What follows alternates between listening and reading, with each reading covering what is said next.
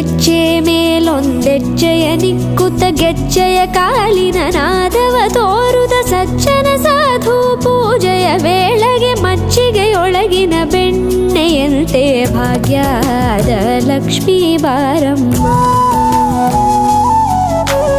ಹೆಜ್ಜೆ ಮೇಲೊಂದೆಜ್ಜೆಯ ನಿಕ್ಕುತ್ತ ಗೆಜ್ಜೆಯ ಕಾಲಿನ ನಾದವ ತೋರುದ ಸಜ್ಜನ ಸಾಧು ಪೂಜೆಯ ವೇಳೆಗೆ ಮಜ್ಜಿಗೆಯೊಳಗಿನ ಬೆಣ್ಣೆಯಂತೆ ಭಾಗ್ಯದ ಲಕ್ಷ್ಮೀ ಬಾರಮ್ಮ.